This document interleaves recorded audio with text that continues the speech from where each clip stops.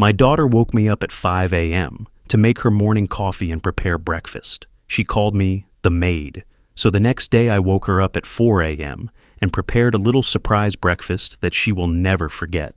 Before we continue, please subscribe to the channel and let us know where you were listening in the comments. The pounding started somewhere inside a dream I'd already forgotten. 3 hard knocks, then 3 more, each one louder than the last.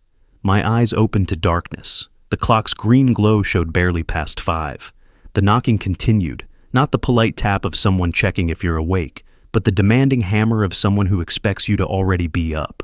I swung my legs over the side of the bed, my body protesting. I'd been cooking until nearly 11 the night before. Coq au vin. Jane wanted it fancy, wanted it perfect for some photos she needed. My feet found the cold hardwood floor. "Dad, get up. I need coffee and breakfast now. I have an important meeting in an hour." Jane's voice came through the door, sharp as the knocking. I pulled on my robe and opened the door. She stood there in silk pajamas, the kind with hand-stitched seams that caught the hallway light like water. Her arms were crossed. Her expression held no apology. "Jane, I was cooking until late last night. Can this wait an hour?" Her eyes narrowed. "Dad, you live here for free. Do your job as the help, or find somewhere else to stay." The words hung in the air between us. You live here for free. The help. I stood there, my hand still on the doorknob, trying to understand what I'd just heard. This house, the one I'd bought in 1997 with my first real commission check. The one I'd refinanced to help Jane through her divorce. My house. But she'd already turned away, heading back to her room. The silk whispered against itself as she walked. I descended the stairs, my hand trailing the banister I'd sanded and refinished myself 15 years ago. In the living room, Corey sprawled across the couch, phone screen casting blue light on his face. He didn't look up, didn't acknowledge my presence, just scrolled, his thumb moving in endless circles. The kitchen lights hurt my eyes when I flipped the switch. I moved through the familiar choreography: eggs from the refrigerator, butter from the dish, coffee beans from the freezer. My hands knew the work without thought. Crack 3 eggs, whisk until the yellow runs smooth, heat the pan until a drop of water skitters across the surface. While the butter melted, I tried to remember when this started. Jane's voice echoed in my memory. Just 2 or 3 months until we get back on our feet. That was spring, 2 years back. She'd lost her apartment lease, something about the landlord selling the building, needed a place to stay. Temporary, she'd said. I'd offered immediately. She was my daughter. Of course she could stay. The omelet pan, the same one I'd used every morning for months now. Hundreds of times, maybe thousands. I'd stopped counting somewhere around the 6th month when thank you disappeared from Jane's vocabulary. I poured the eggs, watched them spread and bubble at the edges. Added mushrooms, cheese, fresh herbs from the garden I still maintained. Folded it perfectly. The way I'd learned from a cooking show I used to watch before my mornings became about serving breakfast before dawn. The coffee grinder screamed. I measured the grounds, started the machine. The smell filled the kitchen. Dark roast, the expensive kind Jane preferred. I'd picked it up yesterday, along with the organic cream she liked, the one that cost twice as much as regular. I plated the omelet with the precision I'd learned selling cars for 35 years. Presentation matters. Details matter. The garnish arranged just so, the toast cut on the diagonal, the coffee poured into her favorite mug. Jane came down exactly 1 hour after she'd pounded on my door. She'd showered, dressed in what she called her professional casual, another outfit that cost more than my monthly grocery budget. She sat at the table, pulled out her laptop, and started typing before her fingers even touched the fork. I stood by the counter, watching. She took a bite, still typing, then another. Her eyes never left the screen. No acknowledgement, no thank you. Not even a glance in my direction. "The eggs are overcooked. Try harder next time." She said it without looking up, without pausing in her typing. Just stated it as fact, the way you might mention the weather. I walked back upstairs, my legs heavier than they had been on the way down. In my peripheral vision, Corey still lay on the couch, scrolling. Still hadn't spoken, still hadn't moved except for that endless thumb motion. When I reached my bedroom, I closed the door behind me. Not a slam, just a quiet click of the latch catching. I sat on the edge of my bed and looked at my hands. They were steady. That surprised me. I expected them to shake, expected some visible sign of what had just fractured inside me. But they were steady, perfectly steady, and somewhere in my chest, something cold and clear was beginning to take shape. I climbed the stairs, feeling the carpet compress under each step. At the top, I closed my bedroom door, and the click of the latch sounded final. Absolute. I sat on the edge of my bed, the mattress sinking slightly under my weight. My hands still held warmth from cooking. Downstairs, Jane's keyboard clicked in rapid bursts, the important meeting, the one I'd been summoned to serve. I pulled my phone from the nightstand and opened the Notes app. Not to vent, not to complain, to calculate. 35 years selling cars had taught me one essential skill. Know the numbers. Always know exactly what you're dealing with. House value first. I'd refinanced 3 years ago when Jane's divorce got messy and she needed help with legal fees. The bank had appraised it at $485,000. I typed the number, watched it appear on the screen. Market rent next. I'd researched this when Jane first asked to stay. A house this size, in the Hawthorne district, close to downtown Portland. I'd seen comparable listings at $2,400 monthly, some higher. I was being conservative. I typed it in. Utilities, internet, water, gas, electric, garbage. I paid all of them, had for 2 years. Average monthly cost, $370. Another line in my notes, groceries. I did all the shopping, all the cooking, fed 3 adults, bought whatever Jane requested, organic this, specialty that. Averaged about $800 monthly. Another line. The math came easy. Addition I'd done thousands of times, calculating dealer costs and customer payments, profit margins and commission splits. $2,400 plus $370 plus $800. $3,570 monthly. Multiply by 24 months. $85,680. I stared at the number. Added property tax and insurance I'd continued paying, averaged annually, another $120 per month. Recalculated. $87,560. I set the phone down on my lap, picked it up again. The number hadn't changed. Jane's voice surfaced in my memory. Not from this morning, but from 2 years ago. Early spring, cherry blossoms were blooming in the park.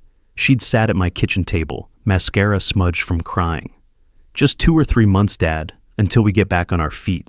We really appreciate this. I remembered nodding, remembered saying, of course, take all the time you need. Remembered her hug, brief but genuine. That genuine hug had an expiration date I hadn't noticed. First week, she'd thank me for dinner. First month, she'd helped with dishes sometimes. 6th month, she'd started requesting specific meals. Can you make that salmon thing with the glaze? No, please. Just the expectation that I would. First year, she'd begun leaving her dirty dishes on the table for me to clear. Corey's too. I'd started finding their laundry in the bathroom, left for me to wash. Neither of them mentioned it. Neither of them asked. The tasks just appeared, and I performed them. Somewhere around month 15, Jane had started calling me from her room when she wanted something. Like I was staff. Like this wasn't my house, my kitchen, my washing machine. And this morning. Do your job as the help. I stood up from the bed and looked at my hands again. These hands had sold cars for 35 years. Hundreds of deals. Maybe thousands. I knew people. Knew how to read them. Knew when someone was negotiating in good faith and when they were just taking. There had been a customer once, maybe 15 years back, wanted a luxury sedan, demanded discount after discount, free oil changes, free detailing, free winter tires, free floor mats. Every time I agreed to something, he'd ask for more, never satisfied, never intending to be satisfied, just testing how much he could extract. My sales manager had pulled me aside after the 4th visit. Don't negotiate with people who don't respect you, Emile. They'll take everything and blame you for being empty. I'd walked away from that deal. The customer had gone to another dealership, probably done the same thing to them. But you can't walk away from family. Can you? Hours passed. Afternoon light slanted through my bedroom window. I'd been sitting there, thinking, not moving except to adjust my position when my back stiffened. Downstairs I heard Jane moving around, heard the refrigerator open and close. Dad, I'm hungry. Can you make that pasta thing with the mushrooms? And make enough for Corey. Her voice carried up the stairs, demanding, entitled. Before this morning, that tone would have sent me rushing down, apologetic for not anticipating her needs. Now, I felt something different, something cold, something clear. I walked downstairs, my footsteps deliberate on each step. Jane stood in the kitchen, phone in hand, scrolling. She glanced up when I entered. Something in my face made her pause mid-scroll. Her mouth opened, closed. Then she looked back at her phone. I pulled out the pasta, the mushrooms, the cream, started the water boiling, sliced the mushrooms with the precision I'd learned from years of watching cooking shows during rare free moments. My movements were exact, professional, but inside, I was planning. That night, I lay in bed staring at the ceiling, not tossing, not agonizing, just thinking. The house was silent except for the occasional creak of old wood settling. Through my wall, I heard Jane's television, some show with canned laughter. Deep into the night, the clock showed 3:30 when I finally sat up. The plan arrived complete. Not scattered pieces I'd have to assemble. Not a vague outline. A complete strategy, detailed and sequential, professional. 35 years of reading people, understanding leverage, structuring deals, knowing what customers valued, what they feared, what pressure made them sign on the dotted line. All of it, every skill I'd honed, suddenly focused on a single purpose. Not revenge, correction. Jane and Corey valued comfort, valued service, valued the appearance of success without the work required to maintain it. They feared inconvenience, feared exposure, feared having to actually function without someone managing every detail of their lives. The first step was clear, crystal clear. Show them what servitude actually feels like. Then document everything, then present the bill. I set my alarm for early, before dawn, then lay back down. For the first time in 2 years, maybe longer, I fell asleep with purpose instead of exhaustion. The alarm pulled me from sleep hours before dawn. Not jarring, I'd set it expecting the sound. I dressed in the darkness, movements deliberate, almost ceremonial. Slacks, button-down shirt, the same presentation clothes I'd worn for important car sales. This was important. I stood outside Jane and Corey's bedroom door, my hand raised. Inside, faint snoring. The house held that deep silence that comes only in the hours most people never see. I knocked, hard. 3 times, then 3 more. The same demanding rhythm Jane had used on my door. Silence, then rustling, then footsteps. The door opened. Jane stood there, hair tangled, eyes struggling to focus. She wore an old t-shirt, the expensive silk pajamas discarded somewhere. Her mouth opened to speak. "Good morning, help! Time to get up. I need breakfast ready in 2 hours. Omelet, bacon, pancakes, fruit salad. Important meeting today." I kept my voice cheerful, energetic. The tone of someone who expects immediate compliance. Jane blinked. "Dad, what the... It's 4 in the morning. Have you lost your mind?" "You're absolutely right, daughter. This is my house. And if the homeowner gets to demand service from those living here for free, today I'm exercising that right. Kitchen, now." Behind her, Corey sat up in bed, confused, shirtless, squinting at me. I didn't acknowledge him, kept my eyes on Jane. Her face shifted through confusion, then outrage, then something like understanding. "You can't be serious." "Kitchen," I repeated. "Now. You said I live here for free. Actually, you live here for free. So today, you're the help." The shift was palpable. Jane realized I meant every word. She descended the stairs, each step reluctant. I followed, settled into the chair where she usually sat, where she scrolled her phone while I served her. The kitchen lights hurt her eyes. I watched her squint, fumble for the coffee beans. "Let's start with coffee," I said, my voice pleasant. "You know how I like it. Strong, hot, none of that weak stuff." Jane moved to the coffee maker, her hands clumsy with sleep. She measured the grounds, filled the water reservoir. The machine began its familiar gurgle. While it brewed, she stood there, arms crossed, staring at the counter. "Eggs next," I said. "Omelet, mushrooms and cheese, the way I make yours. And I'll need bacon, crispy, not burnt." She pulled eggs from the refrigerator, her movements sharp, angry, cracked them into a bowl, whisked harder than necessary, the fork scraping against ceramic. The coffee finished. She poured it, brought it to me. I took a sip, set it down. "Bitter, make it again." "The coffee is fine. Make it again." Jane's jaw clenched. She took the cup back, dumped it down the sink, started over. This time she added less grounds, probably thinking I wanted it weaker. When she brought it back, I tasted it and shook my head. Now it's too weak. Third time. Get it right. Her hands trembled as she took the cup. Behind her, Corey appeared in the doorway, wearing sweatpants, his face twisted with anger. What the hell is wrong with you? It's the middle of the night and you're... Your wife established the house rules, I said, not looking at him. The owner makes demands, the people living for free serve. I'm just following her system.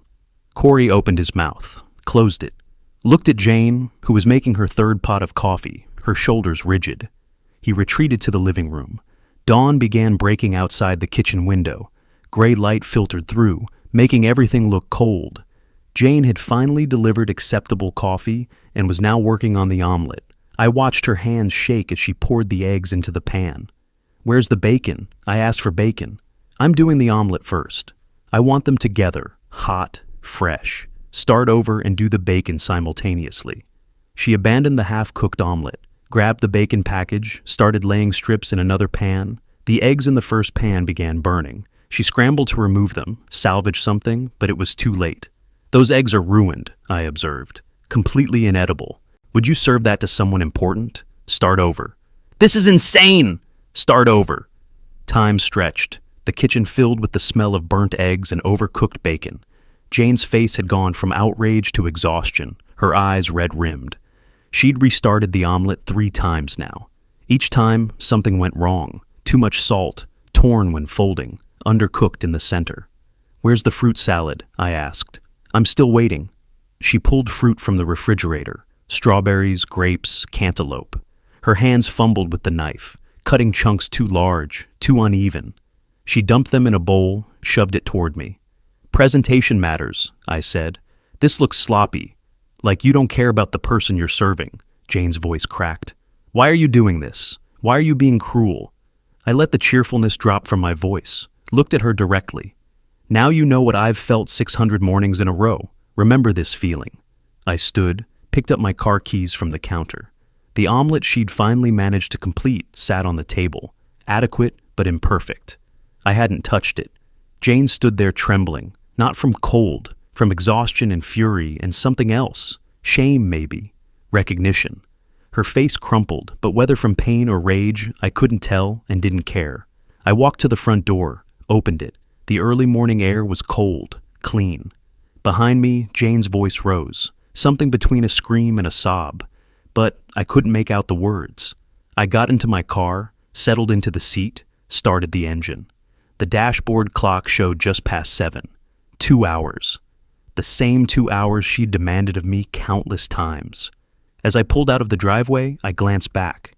The kitchen light was still on. Jane's silhouette stood motionless at the window. I shifted into drive and headed toward downtown, toward the glass office building where Michael Stevens worked. The personal lesson was complete. Now came the professional strategy.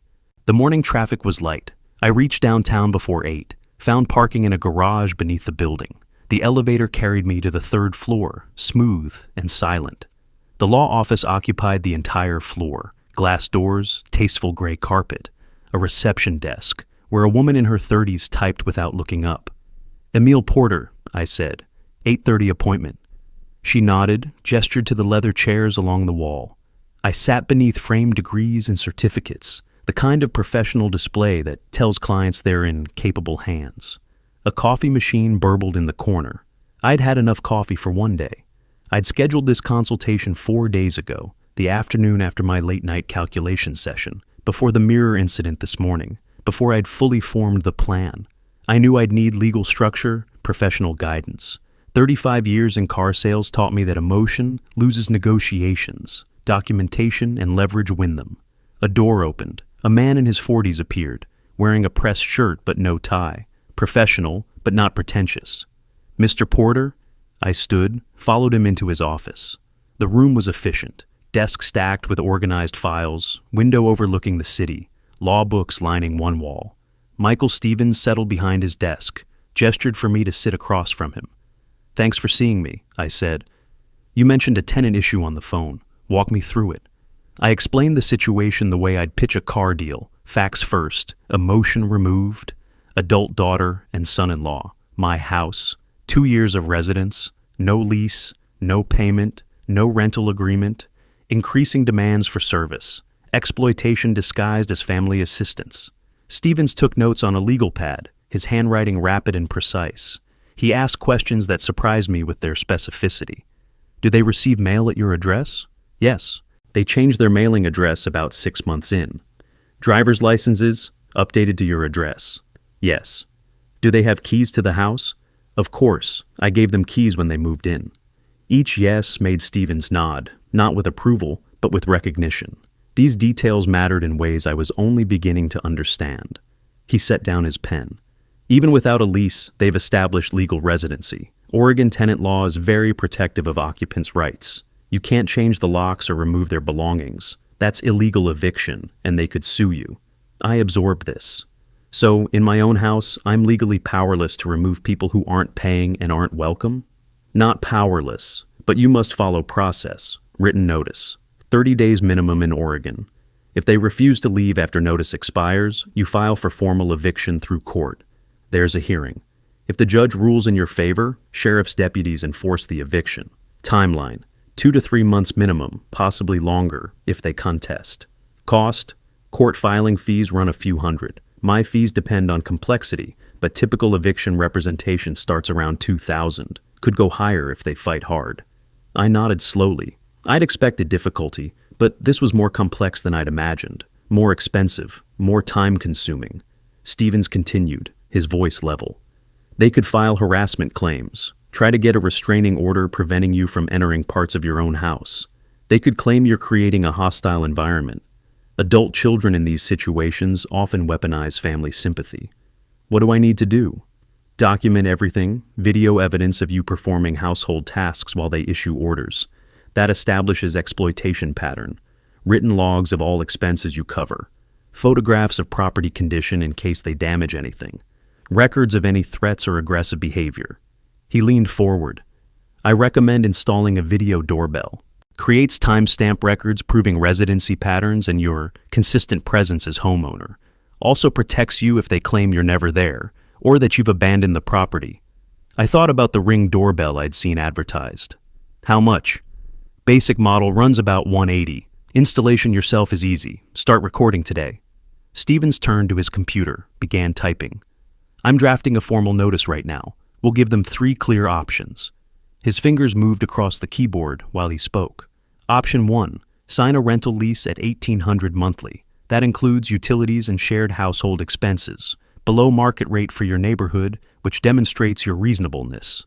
Option 2, purchase half ownership of the house. Based on current value, approximately $240,000. Puts them on the deed, makes them legally responsible for property taxes and maintenance. Most won't have that kind of capital, but offering it shows good faith. And option 3, vacate within 30 days. He paused, looked up from the screen. There's also what we call cash for keys. You offer them money to leave voluntarily, typically a few thousand. Avoids court battle, saves legal fees and months of stress, usually cheaper in the long run. I consider this pragmatically. A few thousand now versus months of attorney fees and emotional warfare. How much usually works? Depends on the situation. 3 to 5,000 is common. Some people go higher to speed things up. Stevens printed the document, handed it across the desk. The language was formal, precise, emotionless. 3 options, each explained clearly. 30-day deadline. Signature lines at the bottom. When you deliver this, Stevens said, expect escalation. Adult children often claim elder abuse, turn other family members against the parent, post on social media painting themselves as victims. Call police with false complaints. You need to protect yourself. How? Never be alone with them during confrontations. Have a witness present, friend, neighbor, even hire someone if necessary. Record all interactions. Oregon is one-party consent for recording, meaning you can record conversations without their knowledge. Maintain calm demeanor at all times. Your emotional outbursts help their case, not yours. Secure important documents, valuables, anything they could destroy or steal.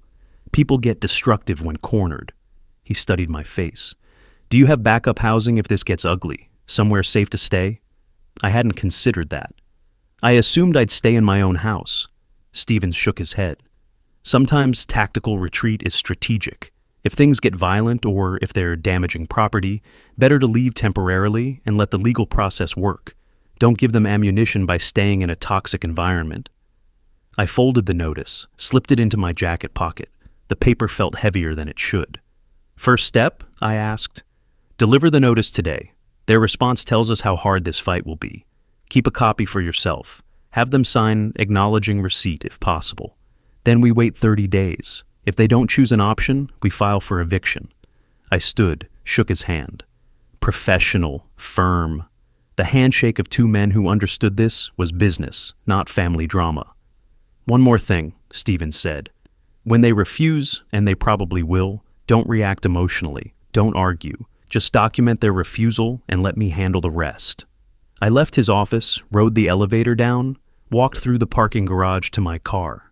The envelope with the formal notice sat in my jacket pocket. The weight of it felt like a loaded weapon. I sat in the driver's seat, engine off, holding the envelope. Outside, the city moved around me, people heading to work, traffic building, morning advancing. I knew what came next. Drive home, present the options, watch Jane and Corey react. The mirror lesson had been personal. This was legal, professional. The real war was about to begin. The following weeks transformed me into a documentarian of my own exploitation. The Ring doorbell, mounted beside my front door with 4 simple screws, became my silent witness. Every time Jane called from upstairs, every time Corey left dishes for me to clear, the camera recorded. My phone accumulated 47 videos. Each one showed the same pattern, them commanding, me complying. 2 weeks after meeting Stevens, I drove to a notary's office downtown. The woman behind the desk watched me sign 3 copies of the formal notice, pressed her seal into each one, added her signature. The embossed mark made it official, legal, binding. The sealed envelope sat on my passenger seat during the drive home. Spring afternoon light slanted through the windshield. Cherry blossoms lined the street, their petals scattered across sidewalks like confetti for a celebration no one was having. I entered my house. Jane sat at the dining table, laptop open, typing. Corey occupied the couch, phone glowing in his hands. Neither looked up. This was normal to them, me coming and going, invisible, irrelevant except when they needed something. I walked to the dining table and placed the envelope directly in front of Jane's keyboard. This is a formal 30-day notice regarding your residency in this property. Jane looked up, her expression shifting from irritation at the interruption to confusion. What? It's a legal document prepared by my attorney. You need to read it now, both of you. Corey finally paid attention, sitting up, setting his phone aside. Jane picked up the envelope, her fingers tearing the seal with more force than necessary. She unfolded the paper, her eyes scanned the text. I watched her face change, confusion becoming comprehension, becoming shock, becoming fury. You're evicting us? You're actually throwing your own daughter onto the street? My voice stayed level. Professional. I'm providing 3 options. Option 1, sign a rental lease. $1,800 monthly plus half the utilities. That's below market rate for this neighborhood. Jane's laugh was harsh, sharp. We can't afford that. Option 2, purchase 50% ownership of the house, $242,500. That makes you a co-owner, responsible for taxes and maintenance. Corey stood now, his body language aggressive, shoulders squared. That's insane. Where would we get that kind of money? I looked at him directly. Option 3, find alternative housing within 30 days. The room went silent except for the hum of the refrigerator, the distant sound of traffic outside. Corey tried a different approach. Intimidation. You know what this makes you look like? A cruel father abandoning family in need? I'll make sure everyone knows, your friends, your neighbors, social media.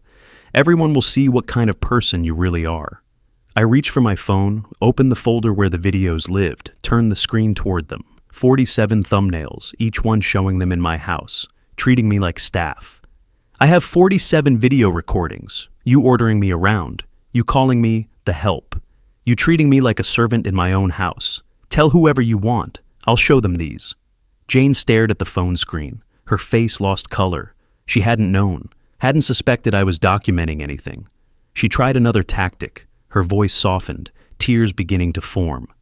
Dad, we're family. You're really going to choose property over your own daughter? I felt it.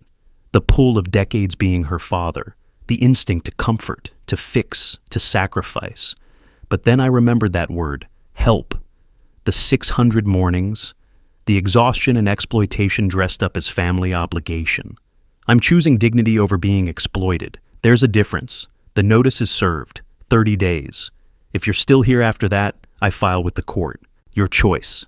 I picked up my copy of the notice and walked toward my bedroom. Behind me, Jane's voice followed, cold now, the tears gone. You'll regret this. I closed my bedroom door, sat on my bed, listened to their voices through the wall, muffled, angry, planning something. Let them plan. I'd followed every legal requirement. Stevens had made sure of that. The days that followed transformed the house into hostile territory. Jane and Corey stopped all pretense of civility. They didn't speak to me except in clipped, necessary exchanges. Move. I need that. You're in my way. They occupied common spaces deliberately when I needed them. I wanted to make dinner. Jane sprawled across the kitchen table with papers everywhere. I wanted to watch evening news. Corey took over the living room television with violent video games, volume high. Jane cooked elaborate meals, pasta with expensive ingredients, roasted chicken, homemade desserts, and left the kitchen destroyed. Pots on the stove, pans on the counter, flour dusting every surface. She'd cook, eat, leave, walk past me without acknowledgement while I stared at the mess. Corey played music late at night, heavy bass that vibrated through the walls. When I knocked to ask him to lower it, he'd turn it down for 10 minutes, then raise it again. But they didn't leave, didn't acknowledge the deadline, didn't mention finding apartments or signing leases or purchasing ownership. They were calling my bluff, waiting for me to surrender, to say I didn't mean it, to beg them to stay and go back to the way things were. When the deadline arrived, 30 days exactly, I woke to find Jane's door still closed, Corey's car still in the driveway. The house was quiet, defiant in its stillness. I sat at my kitchen table with my coffee and picked up my phone, scrolled to Stevens' office number. The phone rang twice before the receptionist answered. Professional, efficient. Michael Stevens' office. This is Emil Porter. I need to speak with Mr. Stevens about filing the eviction. One moment, please. The hold music was classical, calm. I looked down the hallway toward their closed door. They thought they'd won by waiting me out. Thought I'd choose peace over principle, comfort over consequence. They were about to learn otherwise. Stevens confirmed the next steps during that phone call. The deadline had passed. Time for enforcement. Not illegal eviction, but strategic pressure. Legal pressure. The kind that forces adults to behave like adults. The next morning, I sat at my laptop in the kitchen, early light filtering through the window. I logged into the internet provider account. My name, my credit card, my contract. Navigated to service management. Clicked suspend service. The confirmation screen asked if I was sure. I clicked yes. The house Wi-Fi died. Within 15 minutes, Corey emerged from the bedroom, phone in hand, frustration evident in every movement. He jabbed at his screen, walked through different rooms checking for signal. Internet's down. I sipped my coffee, didn't look up from my newspaper. No, it's disconnected. That was my service contract. I canceled it. He stared. You can't do that. We need internet for work. You're welcome to set up your own service. The account options are available from any provider. Setup usually takes 3 to 5 business days. His face reddened. His mouth opened, closed. He wanted to argue, but couldn't find the angle. I returned to my newspaper. He stormed back to the bedroom. First pressure point applied. By midday, I'd made other changes. I installed a simple combination lock on the refrigerator. Not the whole thing, just the shelves containing my groceries. The eggs I bought, the cheese, the vegetables, the leftovers from my meals. I boxed up my pantry items, pasta, rice, canned goods, coffee, and moved them to my bedroom closet. Jane discovered this when looking for lunch ingredients. She found the lock, tried to open it, couldn't. She found me in the living room, reading. You locked the food? Are you serious right now? I didn't look up from my book. I locked my food. You're adults with income. Buy your own groceries. Her voice rose, sharp with disbelief. "This is cruelty! This is abuse!" I finally looked at her. "This is self-service. I'm not your cook or your provider anymore. You have jobs, you can feed yourselves." She opened her mouth to respond, but I'd already returned to my book. After a moment, she stormed away. That evening, I noticed the dirty dishes they left, their plates, their cups, their utensils scattered across the counter. I didn't touch them, didn't clean, didn't enable. As the first week passed, I drove to the Multnomah County Courthouse downtown. The building was imposing, stone steps, columns, the weight of law and order made physical, security screening, metal detector, my keys and phone in a plastic bin. I found the appropriate office on the second floor, clerk's window, forms on clipboards. I filled out the eviction paperwork. Fed, they called it. Forcible entry and detainer. The language was formal, impersonal, exactly what this situation needed. The clerk processed my filing fee. $121. She stamped the documents with practiced efficiency, provided me with a case number, explained the timeline. The court would schedule a hearing within 3 to 4 weeks. Jane and Corey would receive official service of the notice. A process server would deliver it personally. I took the receipt, folded it carefully, slipped it into my wallet. This was now public record, a court case. Case number 25CV-10847, real, undeniable. When I returned home, Corey was in the kitchen, scrolling through his phone, eating takeout from a restaurant container. I didn't mention the filing, let them discover it when the server knocked on the door. The next morning, I found my favorite mug shattered on the kitchen floor. Ceramic fragments spread across the tile. The mug had been a gift from my late wife, 20 years old. The design faded from countless washes, but irreplaceable. Corey stood nearby, phone out, pretending to text. "Oh, sorry, accident." His tone wasn't apologetic. It was smug, satisfied. My chest tightened. That mug was the one I'd used every morning for 2 decades. But I didn't react emotionally, didn't give him the satisfaction. I took out my phone, photographed the shattered pieces from multiple angles. Then I opened the Ring app, scrolled through the doorbell's recorded footage. There, time-stamped from 10 minutes ago. Corey walking to the counter, looking at the mug, deliberately sweeping it off with his hand. No accident. Pure spite. I saved the clip, looked up at him. "I have video of you deliberately breaking my property. I'm adding this to the court filing as evidence of destructive behavior." His smugness evaporated. He hadn't thought about the cameras. Late that week, my phone rang. Caller ID showed Linda, my late wife's sister, Jane's aunt. The woman who'd helped raise Jane after her mother died. Her voice was careful, measured. "Emile, Jane called me. She's very upset. She says you're trying to make them homeless." I'd anticipated this move. Jane recruiting family, weaponizing sympathy. "I understand she's upset. Would you like to hear my side? I'd like to come by tomorrow, see the situation myself.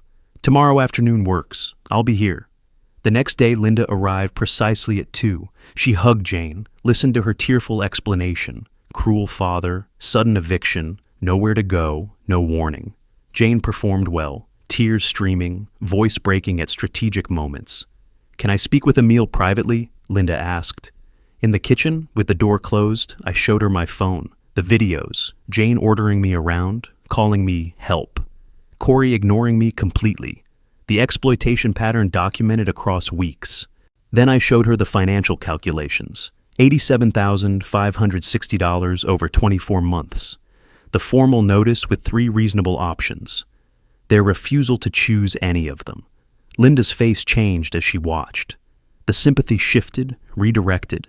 After she left, Jane waited in the living room, expectant, confident that her aunt would take her side, would convince me to stop this legal nonsense.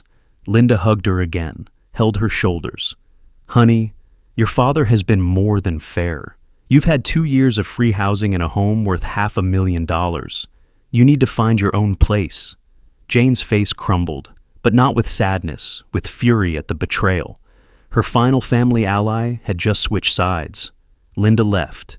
Jane stood in the driveway, watching the car disappear. I observed from the kitchen window. When Jane turned back toward the house, her face no longer showed tears, just cold calculation. She walked past me without speaking. Down the hall. Her door closed with deliberate softness, more threatening than a slam. I picked up the courthouse receipt from the counter.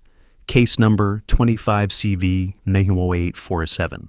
The hearing notice would arrive within days. The legal machinery was in motion, indifferent to emotion, responsive only to procedure. I moved to the calendar on the wall, marked nothing. The system would work on its own timeline.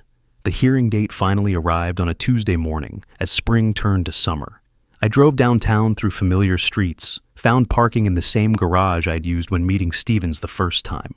The courthouse steps felt steeper than I remembered, or maybe the weight of what was coming made them feel that way. Stevens met me in the lobby, brief handshake. He wore a different tie than last time, navy with thin silver stripes, professional armor. "You have everything?" I patted the folder under my arm, bank statements, videos, the notarized notice, photographs of Corey's deliberate destruction, 2 years of exploitation reduced to organized tabs. The elevator took us to the 3rd floor. The hallway outside the courtroom had wooden benches, other people waiting for their cases, conversations in low voices. The institutional smell of old buildings, floor polish and recycled air, and the accumulated anxiety of thousands of disputes. We sat. Stevens reviewed key points quietly, his voice a murmur only I could hear. Down the hall, a door opened. Jane and Corey appeared, no attorney with them. Their faces were tight, stressed. Jane wore a conservative dress, probably chosen to look sympathetic. Corey had actually shaved, put on slacks and a button-down shirt. Costumes for their performance. The bailiff called our case number. Stevens stood first. I followed him through the courtroom door. The room was smaller than I expected, not like courtroom dramas on television. No jury box, no gallery of spectators. Just wood paneling, the judge's bench elevated at the front. A court reporter at her station with her silent keyboard. Fluorescent lights that made everything look slightly washed out. I took my seat at the plaintiff's table. Stevens settled beside me, opening his briefcase with practiced economy. Across the aisle, Jane and Corey sat at the defendant's table, the empty chair beside them, conspicuous in its absence of legal representation. "All rise." The judge entered. A woman in her 50s, reading glasses on a chain around her neck, expression neutral and professional. She settled into her chair, reviewed the file before her briefly. "This is a forcible entry and detainer action. Porter versus Porter, Hunter and Hunter." She looked up. "Mr. Porter, you're represented by counsel. Defendants, you're appearing pro se?" Jane nodded. Her confidence from the hallway had already started cracking. The judge gestured toward Jane. "Mrs. Hunter, you may present your position." Jane stood. Her voice wavered exactly the right amount. Practiced vulnerability. "Your Honor, this is my father. We've been living in his house for 2 years because we needed help after a difficult period. Now he's trying to throw us out, his own family, onto the streets with nowhere to go." Her voice broke convincingly. Beside her, Corey added his part. "We're not causing any problems. We're just trying to survive. Family should help family." The judge listened without visible reaction, took notes with a pen that made small scratching sounds on paper. I watched Jane perform, the same manipulation she'd used on me for 24 months. But courtrooms don't run on emotion. They run on evidence. "Counselor?" The judge turned to Stevens. He stood, calm and methodical. When he spoke, his voice carried professional authority without arrogance. "Your Honor, the respondents claim family hardship, but the evidence tells a different story. No rental agreement exists between the parties. No payment of any kind has been made." He slid Emil's bank records across to the clerk, who passed them to the judge. Mr. Porter provided formal written notice with 3 reasonable alternatives: market rate rental agreement, option to purchase partial ownership, or voluntary departure. The notice was properly served and notarized. He entered the notice as evidence. The judge examined it, the notary seal visible even from where I sat. The notice was ignored. The respondents refused to vacate, refused to pay rent, refused to negotiate in good faith. Then the videos.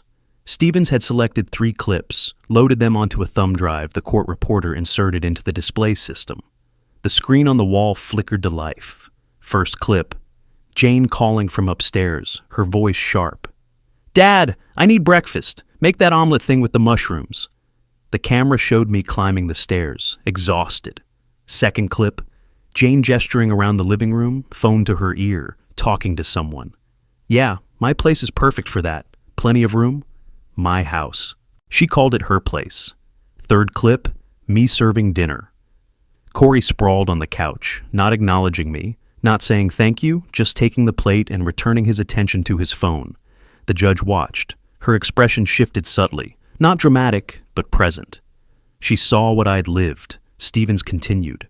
The Ring doorbell footage. Corey approaching the counter, looking at my late wife's mug, deliberately sweeping it to the floor. The ceramic shattering, his satisfied expression as he walked away. The respondents have damaged Mr. Porter's property and created a hostile living environment. Stevens presented the financial calculation.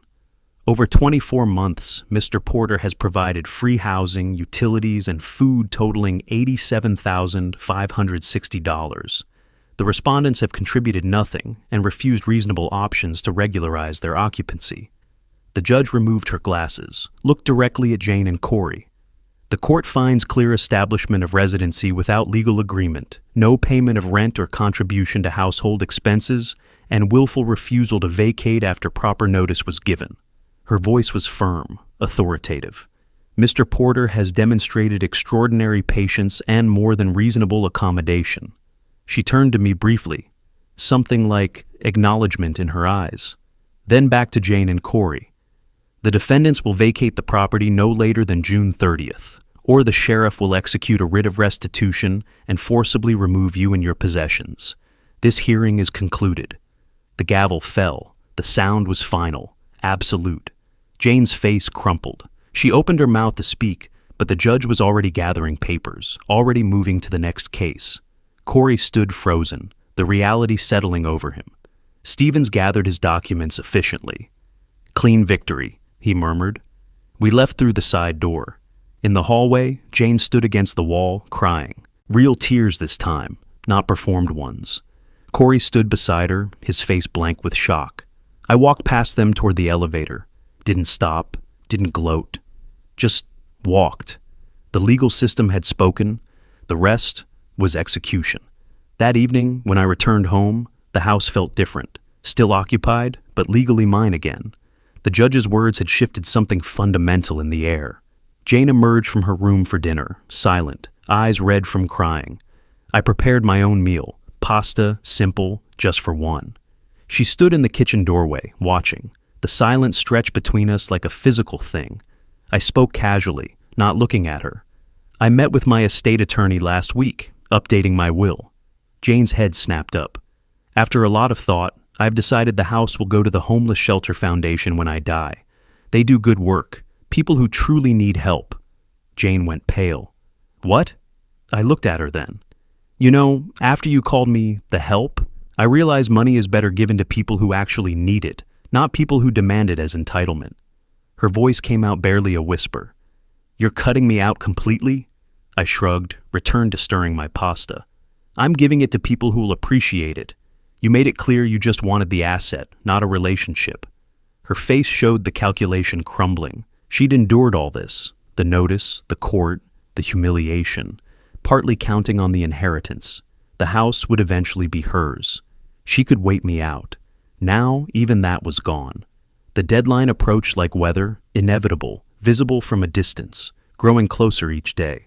5 days remained before the sheriff's scheduled arrival. Since the court ruling, the house had existed in limbo. Jane and Corey moved between denial and frantic apartment searching, making calls, scrolling rental listings, finding nothing they could afford in their suddenly compressed timeline. I observed their panic with detachment. I'd arranged one final option, the cash for keys Stevens had mentioned months ago in his office. Not generosity, pragmatism. $8,000 to end this cleanly was cheaper than sheriff eviction, potential property damage during forced removal, the spectacle of their belongings on my lawn for neighbors to witness. The envelope sat on the coffee table. Inside, a check and a one-page release agreement. I called them into the living room. They sat on the couch, wary. Jane's eyes went to the envelope immediately. I kept my tone businesslike. I have a final offer, $8,000 for you to vacate peacefully by the deadline. You leave the house clean, no damage, and sign this document waiving any future claims against me or the property. I slid the envelope across the table. Corey opened it. His eyes scanned the check, the legal language below. Jane stared at the number written in my careful handwriting. $8,000? Her voice rose with disbelief. This house is worth $500,000. You're offering us $8,000? I nodded. The house is mine. $8,000 covers first month's rent and deposit on a new place. It's assistance, not compensation. Corey recovered some composure, trying to negotiate. Make it $20,000 and we'll go tomorrow. Clean break, no problems. $8,000, that's the offer. Jane's voice sharpened. You have all this money, all this property, and you'll only give us $8,000? We're your family. Family doesn't call each other the help. Family doesn't exploit each other for 2 years while contributing nothing. $8,000 is more than generous, given you owe me over $87,000. This isn't negotiable. Corey's jaw tightened. He exchanged a look with Jane. She was calculating. I could see it in the way her eyes moved, the slight tension around her mouth. They wanted more. They always wanted more. But time and options were running out. Jane played her final card. Her voice hardened, the victim performance abandoned. Fine. Refuse to help your own daughter. I'll make sure everyone knows. Social media, the neighbors, everyone will know what kind of father you are. Abandoning family, choosing money over blood. She'd threatened this before. But now desperation leaked through the threat, making it less effective, more hollow. I reached for my phone, opened the video folder, turned the screen toward them. 63 videos now, you ordering me around, calling me a servant, treating me like property. Post whatever you want. I'll post these. Who do you think people will sympathize with? The elderly father exploited in his own home, or the adult daughter who freeloaded for 2 years? The videos played in sequence on the small screen, their voices, their faces, their entitled demands preserved in digital clarity. Jane stared at the screen, her final weapon neutralized. Corey looked at the check, at Jane, calculating odds. He was the pragmatist. 8,000 was better than zero, better than the sheriff's arrival, the public humiliation, starting from nothing. But Jane's pride was wounded, bleeding. Keep your money. She stood, her movement abrupt. We don't need your charity. She walked toward her bedroom. Corey hesitated a moment, looking at the check on the table, then followed her. I didn't call them back, didn't try to convince them. I returned the envelope to my desk drawer. They'd chosen pride over pragmatism.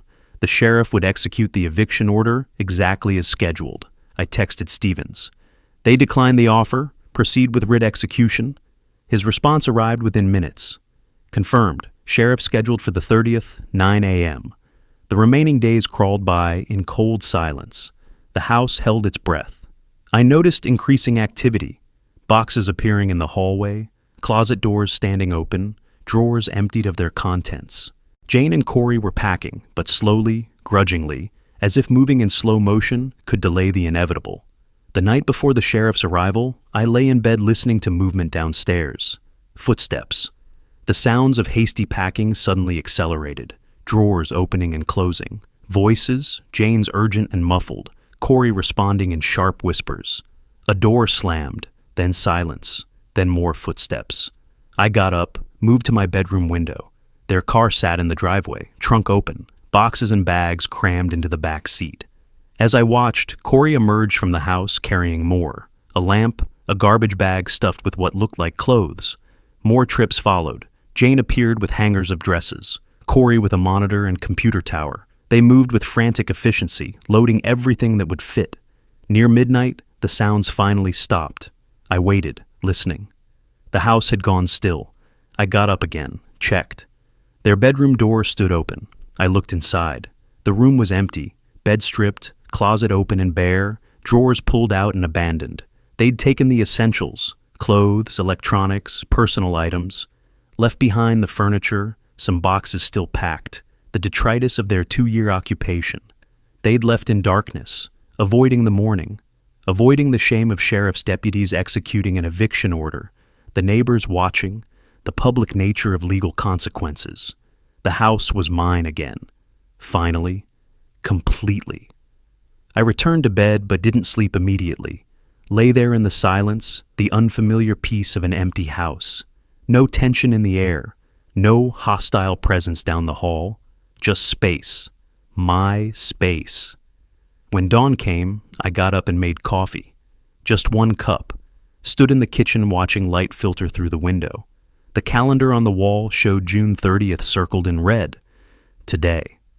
The day the sheriff would have arrived. I heard a vehicle outside, looked through the window, their car returning.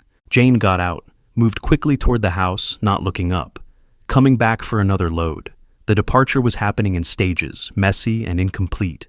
I went downstairs to make breakfast. Behind me, I heard the front door open. Footsteps in the hallway. Jane had come back inside. We were in the house together, this liminal moment between occupation and departure. She in the hallway gathering the last of her belongings. Me in the kitchen making eggs for one. Neither of us spoke. The silence held everything. 2 years of accumulated grievance, the dissolution of family pretense, the raw economics of property and law. She would leave. I would stay. It was almost finished. The morning the sheriff was scheduled to arrive, I lay awake in my bed, listening to movement downstairs. I hadn't slept well, too much noise through the night, too much awareness that this was the final day, the end of months of calculated pressure and legal maneuvering. As dawn broke, pale light filtered through my window. The sounds continued, footsteps, the scrape of boxes being shifted, car doors opening and closing. They were still loading. The sheriff was scheduled to arrive in a few hours, but it appeared they'd be gone before that happened. I sat up, considered going down to make coffee, decided to wait until they finished leaving. Then I heard something different. A sharp cry, a crash, then terrible silence. I moved fast. Downstairs before conscious thought, pure instinct, pure adrenaline carrying me. The scene registered in fragments. Jane on the floor at the base of the staircase.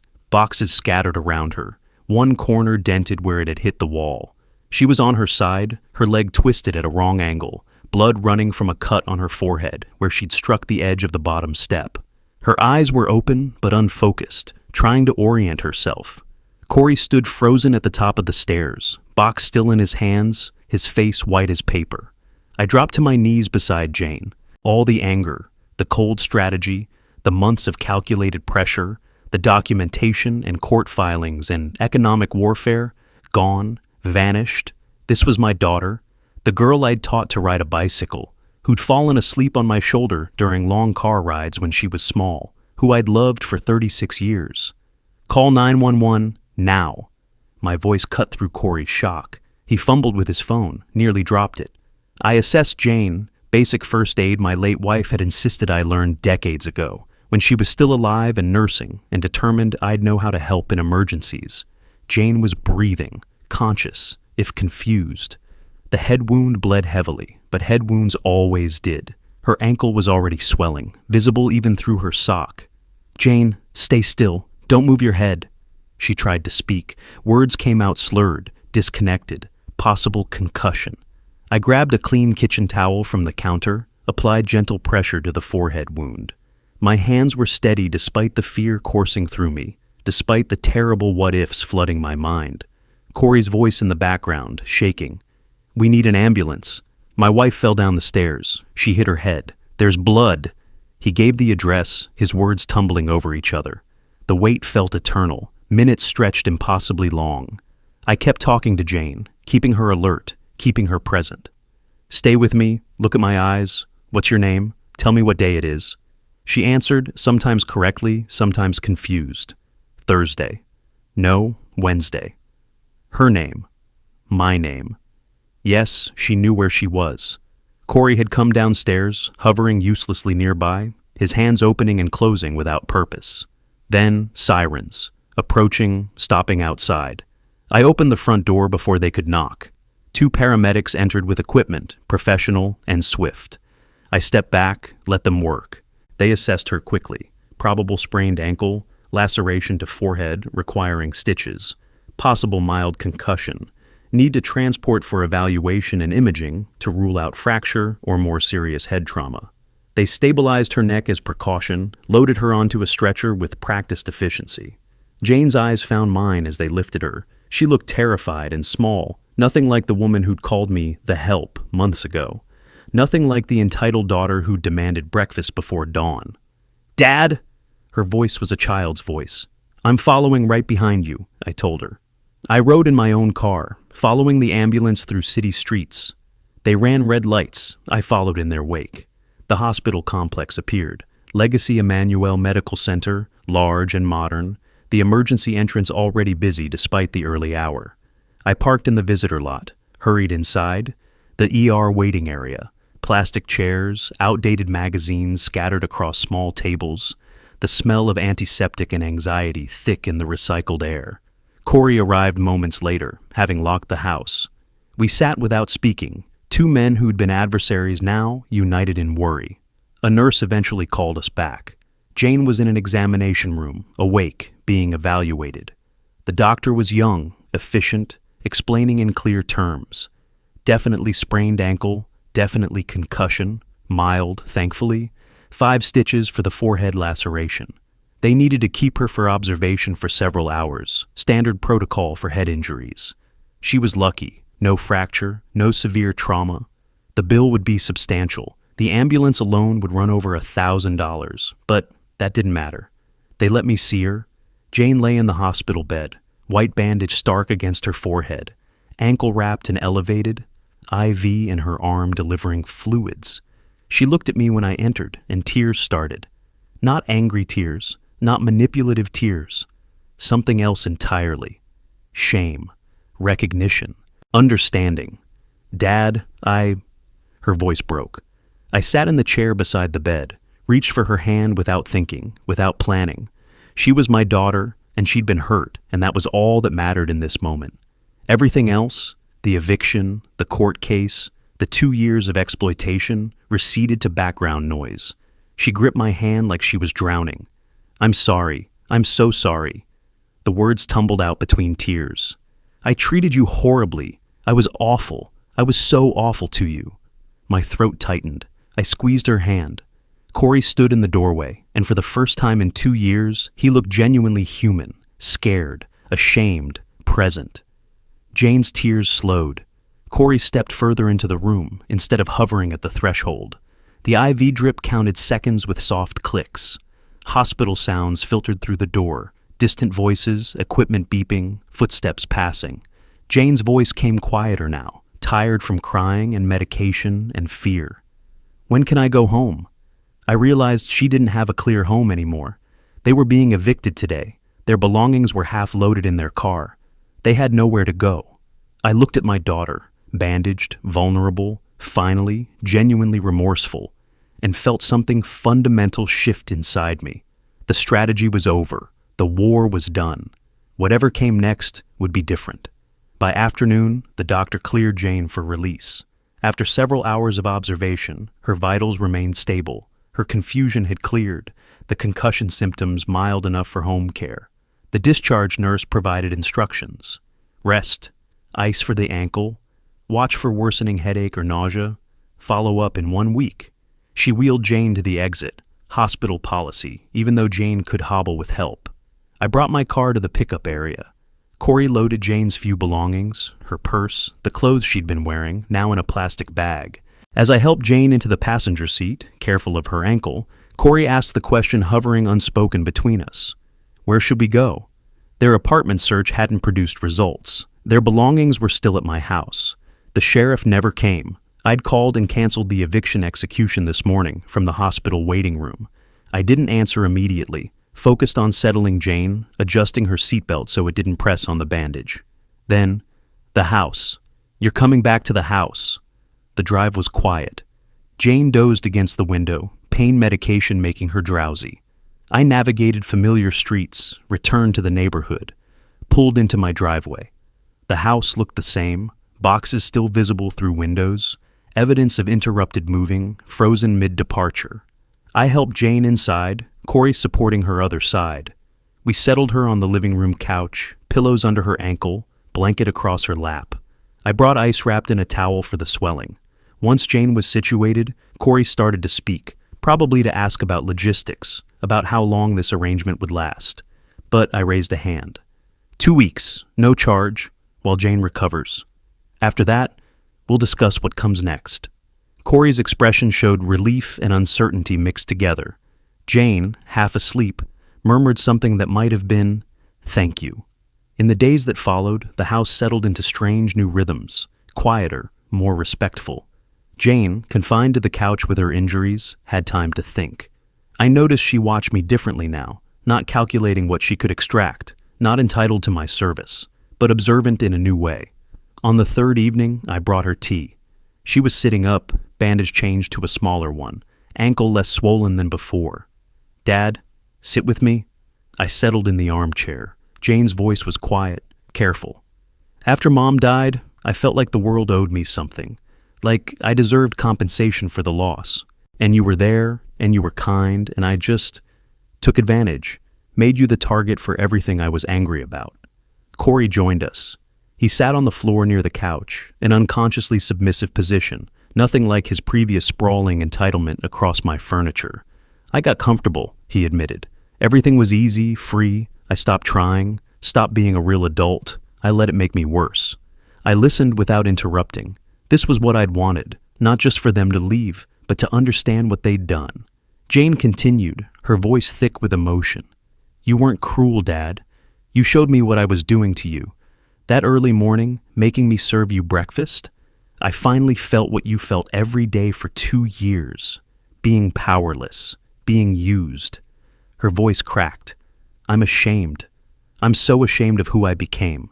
My response was measured, not angry. "I love you, Jane. I've loved you since the moment you were born. But love doesn't mean accepting exploitation. Love doesn't mean letting someone treat you like property." I paused, choosing words carefully.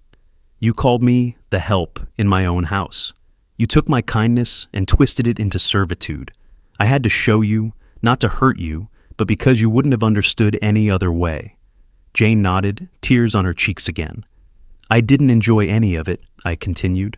"The legal process, the pressure tactics, none of it gave me satisfaction. But I needed my dignity back, and you needed to learn that family doesn't mean unlimited access to someone's resources and patience." By mid-July, when Jane could walk without help, they were ready to leave. I had helped them find an apartment, modest, in Gresham, affordable on their combined income. $1,650 monthly, they could manage it themselves. The day they moved, I helped carry boxes despite Corey's protests that he could manage. The atmosphere was different, no hostility, no resentment, something resembling respect. Once they were settled in the new place, a pattern emerged. Jane called weekly, asked if she could visit. Sometimes we had dinner together, casual, comfortable. I cooked, but now they helped. Now they thanked me. Now they brought wine or dessert or flowers for the table. As summer wound down, Jane visited for coffee one morning in late August. We sat at my kitchen table, the same table where she'd once scrolled her phone while I served her breakfast without acknowledgement. "I understand now why Mom loved you so much," she said. "You're kind, but you're not weak. You know the difference." I smiled, the first genuine smile in months. Something warm and real that hadn't been available to me during the Cold War, during the strategy and documentation and legal maneuvering. "I just protected my dignity," I said. "Everyone should do that." Jane smiled back, reached across the table to squeeze my hand. Outside the kitchen window, morning light filtered through the trees in my yard. 2 coffee cups sat between us. The house was peaceful.